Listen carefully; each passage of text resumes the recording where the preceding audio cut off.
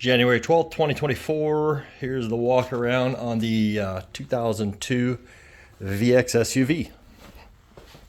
Minus the hood because that one has to be picked up in Trinity, obviously.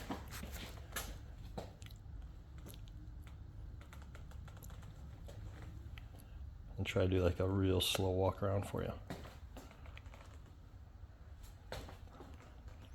Brand new cowling. Oh, just what do you call it? Wax spots on here, and then I need to put the shroud on there. The old shroud has a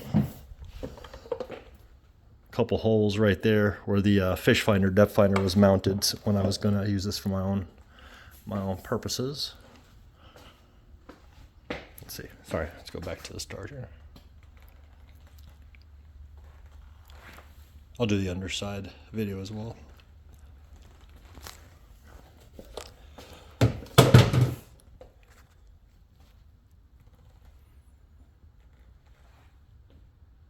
Brand new seat cover, black tip. I haven't taken off that back sticker cover yet. Figure why bother in case it gets bumped. That'll prevent any kind of a sticker scratch on there. Brand new HydroTurf deck foam. So I got a couple of footprints on there.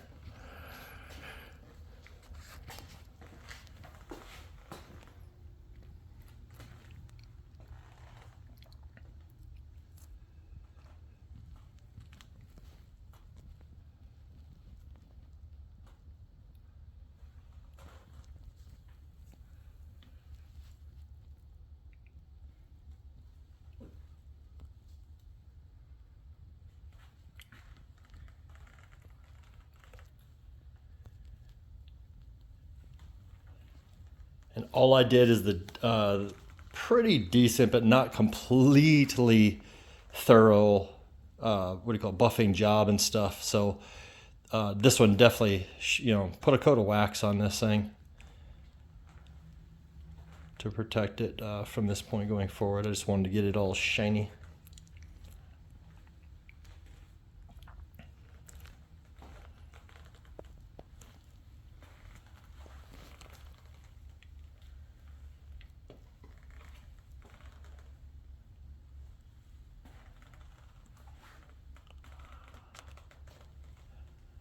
This sticker has some bugs on this front section here.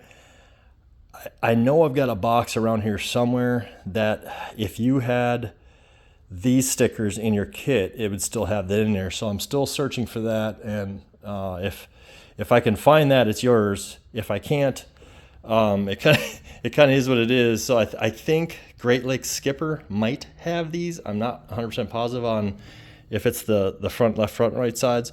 But this one, so I just just to kind of make it a little bit temporarily more appealing, I just filled that in with marker. This is nothing permanent. It's just, really rudimentary job just to cover up the white dings, basically, in the sticker, like where the sticker is actually scratched off. So, but that's this sticker section right here is the only rough one. That's the regular, or the OEM sticker right there for the other section.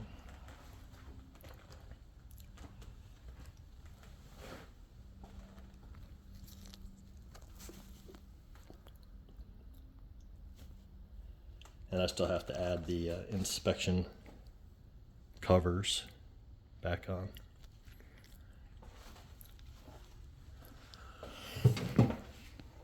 Those are just the washers and the nuts for here. Let's see what else. Let's go with this one. There's your VX-110 gauge cluster. Nice clean install.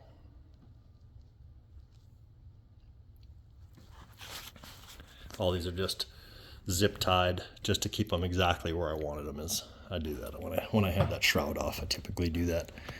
So all this steering neck linkage and stuff like that was exposed. So everything underneath here is clean as well, which that gets full of mud daubers and junk.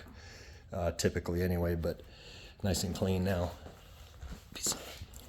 There's a little bit of wax detailing residue and a couple of scratches, but most of this stuff is just wax residue that you see, that you're gonna see here. Like I said, I cleaned it, but it's not perfectly clean. That's a scratch right there. But most of this stuff is just residue. And wax residue here, or buffing compound rather. You can see it all over the trailer also. Just kind of slung all over the place. This sticker's in really good shape. Anything you see on this is all 100% wax residue. If you see something that looks wrong on that one, it is not.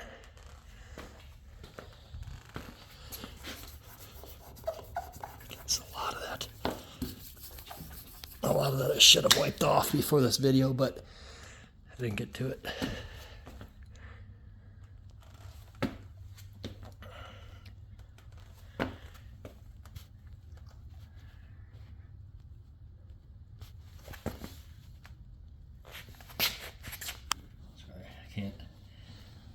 I can't bend over all the way to give this a perfect video here, but you'll see what you see. Back. Okay.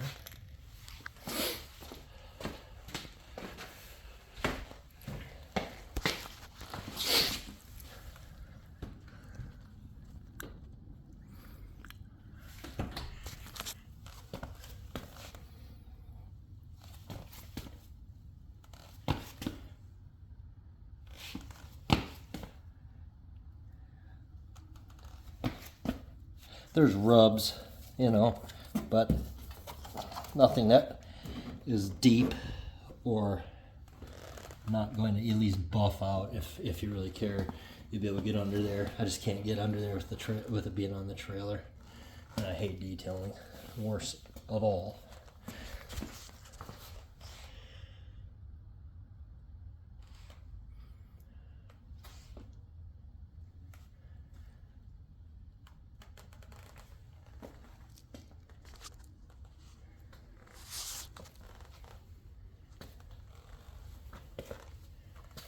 And then if there's anything that you want a specific picture taken of, just let me know.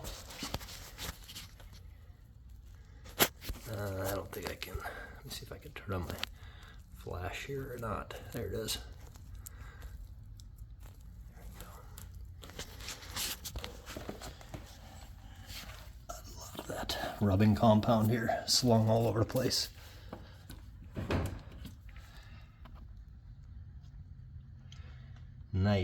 Nice tight clearance on that prop to wearing.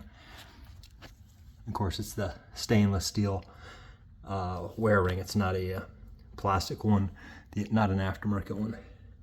And you also have the transom plate back there is from the let's see, that one is from, no, that's, I'm trying to think here, that's either from an FX140 or it's the SUV. I cannot remember to save my life. I remember it had a leak in that very upper right hand corner, so I just took the entire transom plate off and cleaned everything off and then resealed it with 3M5200.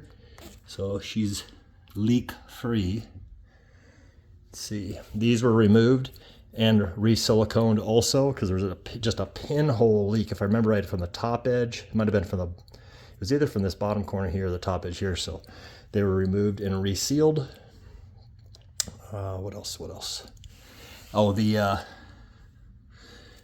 do you call it? The reverse cable, or it might, sorry, that's the reverse cable over there. I think it was the reverse cable on this one that at the transom there that had a pinhole leak on it as well, so it was removed. All these were removed basically and sealed and verified tight, so now you don't have leaks again. So the one thing that I have to do yet is, where's she at here? Yeah, it's kind of hard to see from right here, but I've got to hook up, if you want it, your visibility spout run here.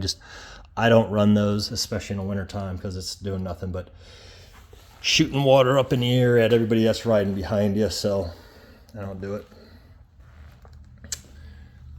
Let's go under the hood. All right.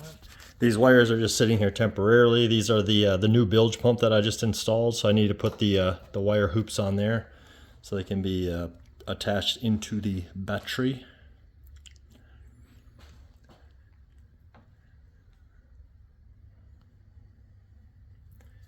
So you've got a K&N air filter.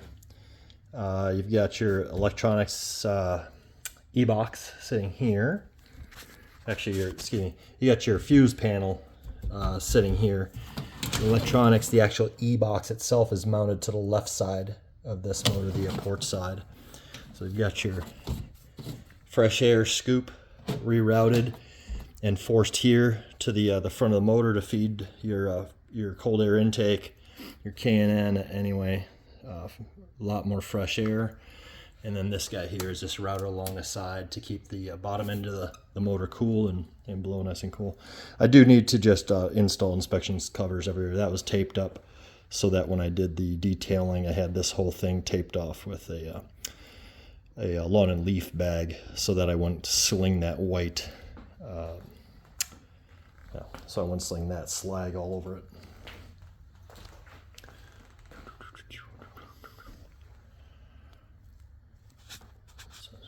Try to go through here a little bit better.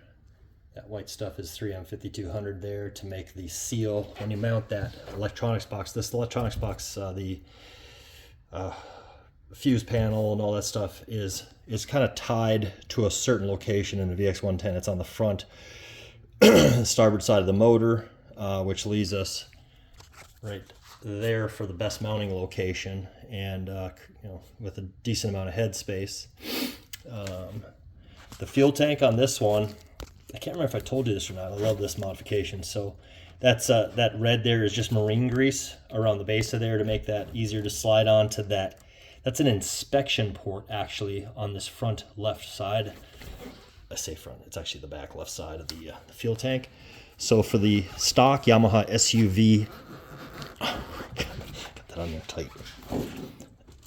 That's the oil fill cap, as you remember. Well, now you also have an alternate refueling location tied in there. So you can actually either refuel here when you're sitting on the seat if you happen to have a 5-gallon can.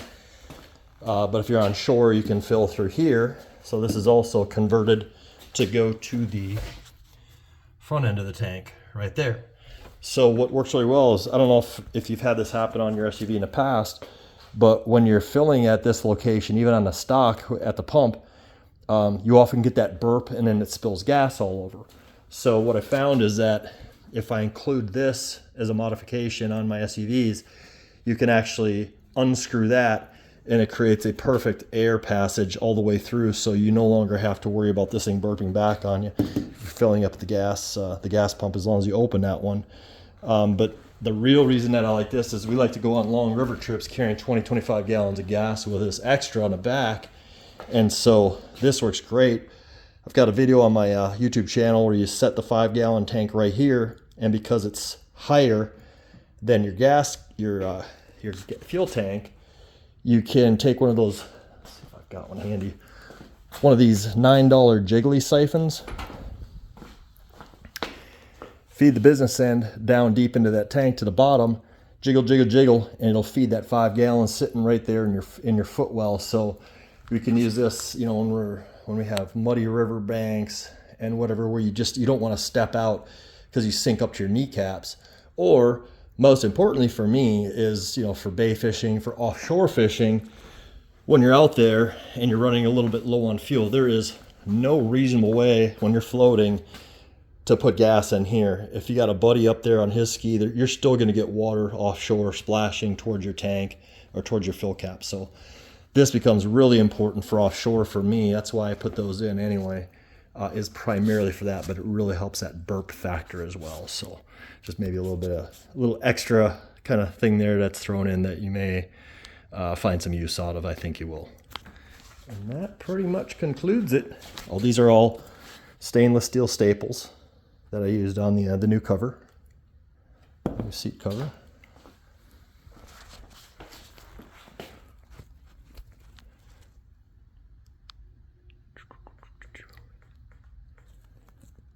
And there you go.